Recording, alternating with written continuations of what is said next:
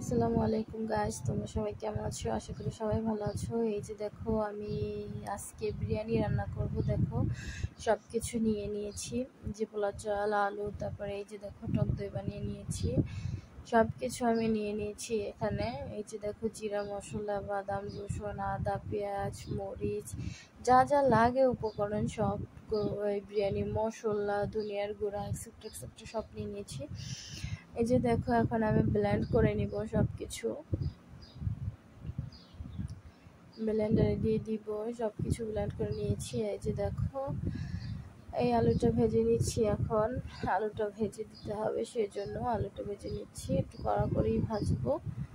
এই যে দেখো, আলুগুলোকে ভেজে নিচ্ছি। এই যে দেখো, এখন আমি আলাদাভাবে পোলাওটাকে চড়িয়ে দেবো। যে পেঁয়াজ, সামান্য একটু বাদাম বাটা, একটু আদা বাটা একসাথে আমি দিয়ে দিয়েছি, মরিচ দিয়ে দিয়েছি। এই যে দেখো, আমি এটা এখন কষিয়ে নেব সুন্দর করে। তেলটাও দিয়ে দিয়েছি, স্বাদ মতো লবণ দিয়ে দিয়েছি। যাই হোক, এই যে দেখো, আমার মশলা বাটা, তারপর ওই হচ্ছে বাদাম, রসুন বাটা, পেঁয়াজ বাটা, অল্প অল্প জিনিস তো ব্যালেন্স করা যায় না, তাই একসাথে করে একটু বেশি বেশি করে দিয়ে দিয়েছি। এই যে দেখো, আমার গরু গোশটা। এই যে দেখো, পোলার চাল, চিনি গুঁড়া পোলার চাল নিয়ে নিয়েছি ছোট ছোট। এই যে দেখো, পোলাওটাকে এখন দিয়ে দিয়েছি।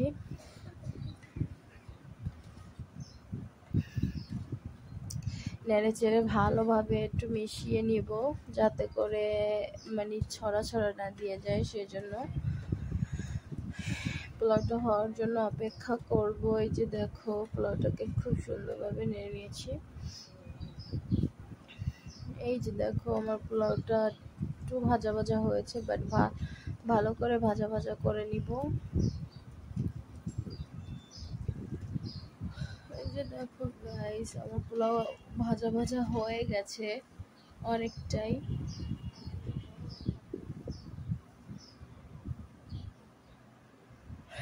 এই পর্যায়ে এসে অল্প একটু টক দইয়ের কিছুটা দিয়ে দিব আমি এখানে। তারপর আবার একটু কষিয়ে নিব, একটু ভেজে নিব ভালো করে। এই যে দেখো, ভেজে নিয়েছি। এখন আমি পানি দিয়ে দিয়েছি, সেদ্ধ হওয়ার জন্য পানিটা দিয়েছি, যেন অল্পতে সেদ্ধ হয়ে যায় আর কি, সেই জন্য।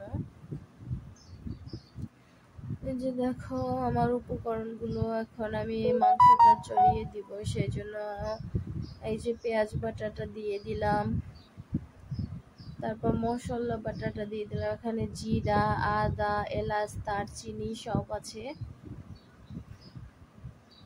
এগুলোকে পেস্ট করে নিয়েছি। এই যে দেখো, রসুন এবং বাদাম, এগুলো দিয়ে দিলাম।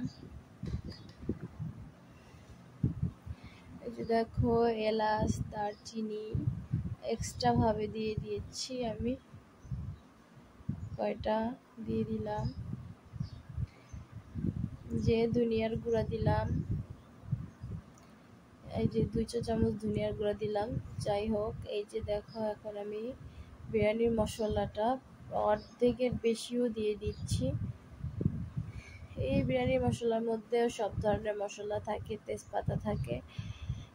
এই যে দিয়ে দিলাম। এই যে আমি সামান্য পরিমাণের মাংসের মশলা দিব, কারণ মাংসটাকে তো আমি আলাদা রান্না করব, সেই জন্য। এই যে দেখো, আমি চুলাতে বসিয়ে দিলাম, এটাকে নেড়ে আমি মিশিয়ে নিব ভালোভাবে। এই যে দেখো, আমি নেড়ে একদম ভালো করে আগে মিক্স করে নিচ্ছি।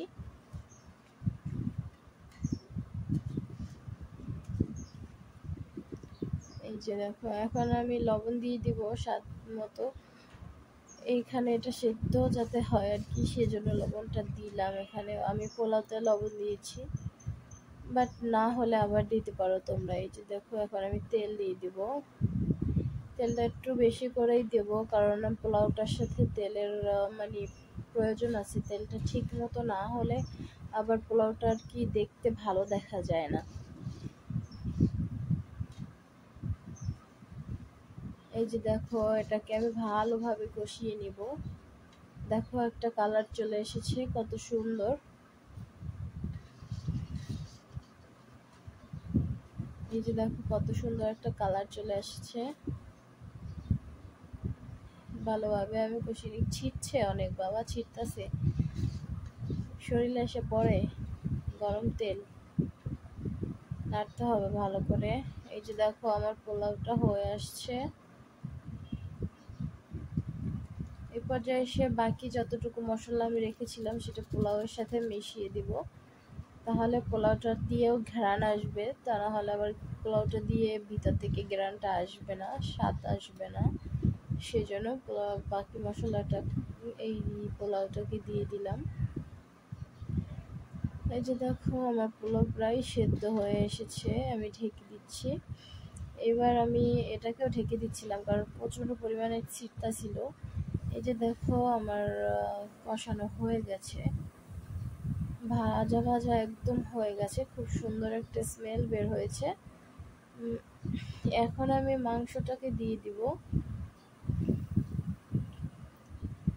এই যে মাংসটাকে দিয়ে দিচ্ছি, গোশটাকে দিয়ে এখন ভালোভাবে কষিয়ে নিব নেড়ে চেড়ে। এই যে দেখো গোশটাকে আমি এখন নেড়ে ভালোভাবে কষিয়ে নিব।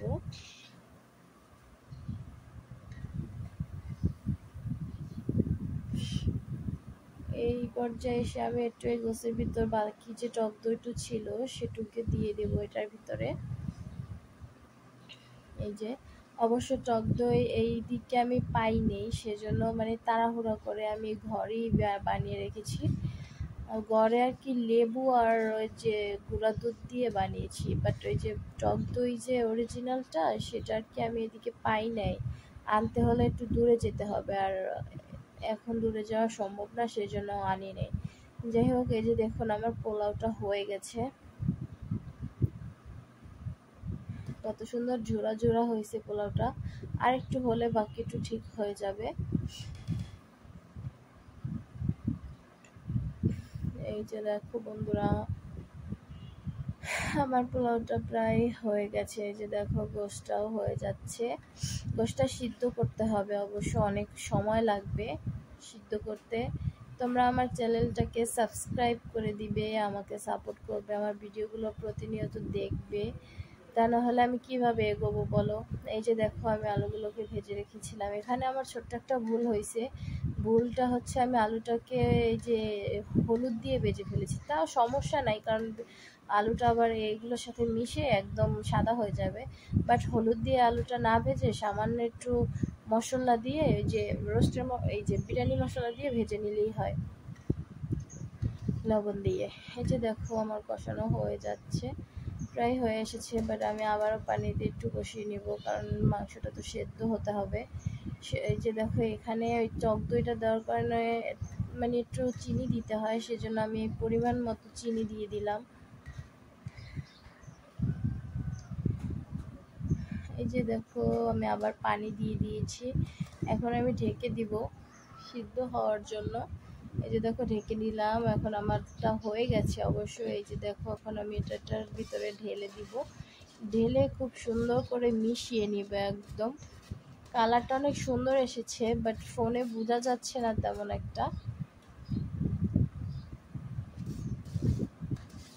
যে দেখো আমি ঝোলগুলোকে কাছিয়ে কাছিয়ে দিয়ে দিলাম, একটু লেগেছে সেখান থেকে না দিলাম আর কি। এই যে ওই যে দেখা যাচ্ছে হয়তো একটু সামান্য পরিমাণে লেগেছে মাংসটা, বাট অতটা না, ঘ্রাণ আসে না কোনো।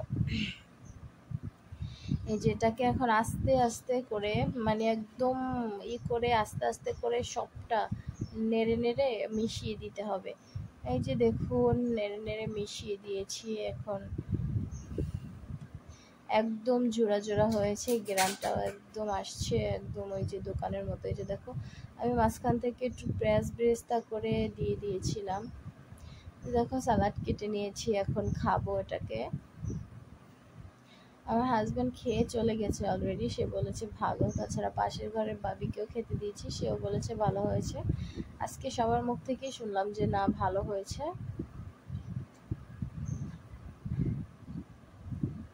বিসমিল্লাহ। সত্যি অনেক ভালো হয়েছে। এই যে দেখুন আমি খেয়ে নিলাম। ওকে গাইস, তোমরা সবাই ভালো থাকবে, সুস্থ থাকবে, আমার জন্য দোয়া করবে। আসসালামু আলাইকুম, টাটা।